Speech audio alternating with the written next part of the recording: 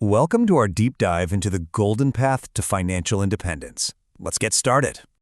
All right, welcome back, everyone. Today, we're diving into what is, without a doubt, one of the most critical steps on the entire golden path. We're talking about Step 5, Cash Flow Stabilization. The title we give this step, Stop the Bleeding. And honestly, it has to be that dramatic, because this is exactly where most financial plans just completely fall apart before they even get off the ground. So let's really unpack this idea. You hear overdraft, you think crisis, right? An emergency. But the thing is, for millions of people, it's not a crisis at all. It's just Tuesday. It's become the normal rhythm of life. You know the drill. Your paycheck lands, you crawl back into the positive for a few days, and then, boom, 2 weeks later, you're right back in the red. It's that cycle, that normalization, that is the real enemy here. That's what we've got to break down. Now, for those of you who might be new here, it's important to know where this all comes from. The strategy we're following was developed by Tamir Kaham. He's the creator of the YouTube channel The Golden Path to Financial Independence and the architect behind this entire 13-step system. And what makes this approach so powerful is his unique background.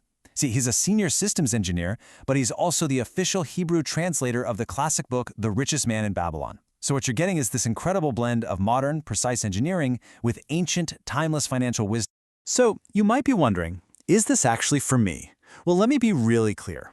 This strategy is designed specifically for you if you're a salaried professional who's ready for a massive shift in your life. We're talking about moving from a state of financial dependence, where it feels like money just happens to you, and moving to a state of asset ownership and real, genuine freedom of choice.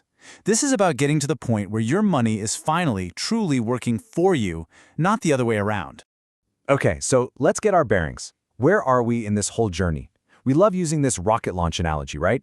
We've already finished stage 1, which was all about preparing the launch pad. Now we are in stage 2, the actual launch sequence.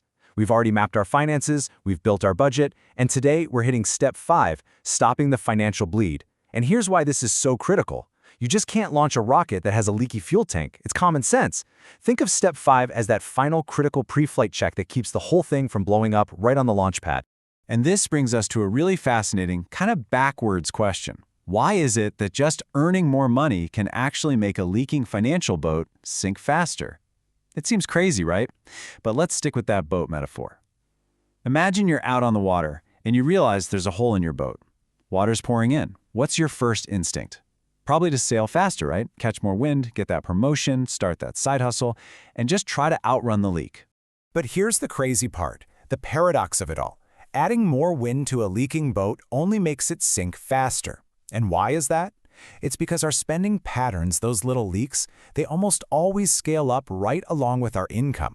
And that's the key distinction here. Income can solve problems, like a one-time medical bill, but income absolutely does not solve patterns. So if your pattern is to spend, say, 110% of whatever you make, well, doubling your salary just means you'll get a bigger house, a fancier car, and your monthly leak will go from $500 to $1,000. So why do we do this? Why do we stay stuck in what we call the red zone? I mean, on the surface, you could just say it's bad habits, but it goes way deeper than that. The real reason is that we normalize it. The overdraft stops being this loud, blaring alarm, and it just fades into the background noise of our lives. It becomes just how things are. But the hidden cost of living that way is huge.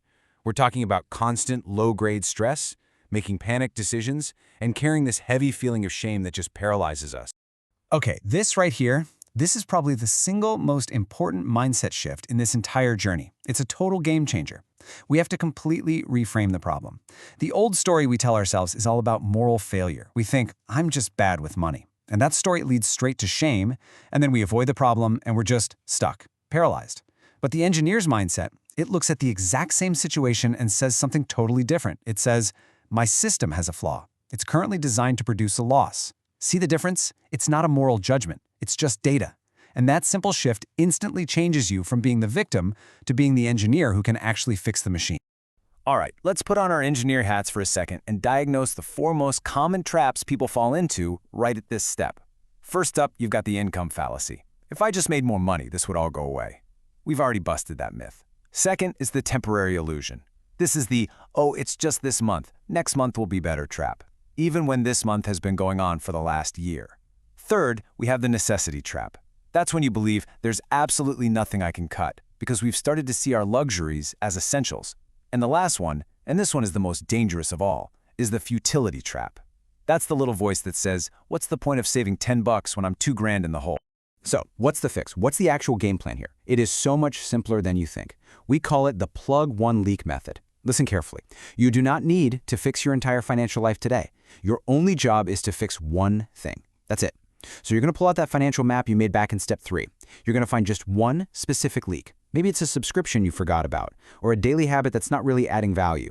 And then you take real structural action. This is not about trying harder. It's about changing the system. Literally cancel the service. Go online and remove your saved credit card. Make it harder to spend that money. Now, I know what you're thinking. Seriously, saving 15 bucks a month isn't going to fix my $2,000 overdraft. And you know what? Mathematically, in the short run, you're not wrong. But this isn't about the math right now. It's about the psychology. Because psychologically, it changes everything. When you plug that one tiny leak, you prove to yourself, you prove to your brain that you can change, that you are in control of this system, not the other way around. And that feeling, that sense of agency, that is the real prize here. That's the foundation for everything that comes next. It's how you start the snowball roll. And this is where you can really see why the order of these steps is so important. It is absolutely non-negotiable. Step 5 acts as a gatekeeper for everything that follows. I mean, think about it. How can you possibly build a real saving habit, or put together an emergency fund, or even think about investing if your account is constantly bleeding cash every month? You can't. You have to stabilize the system first. It's a fundamental principle. Stability always comes before growth. You have to protect what you have before you can expand. So let's bring that boat metaphor back one last time to really land this point.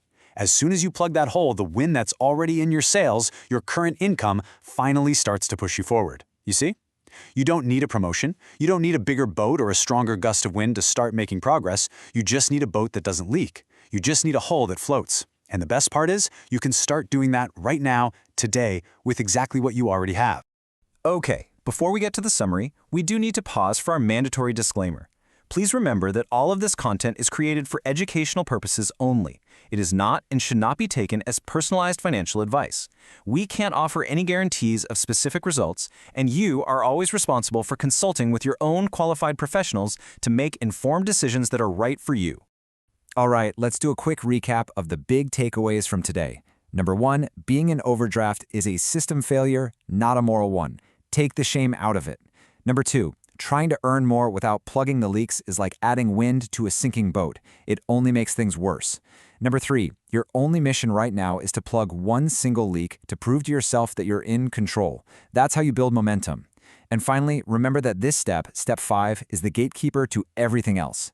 Next time, we'll build on this stability as we move to step 6, building a consistent saving habit. If you want to follow this entire 13-step journey from start to finish, please make sure you subscribe to this series.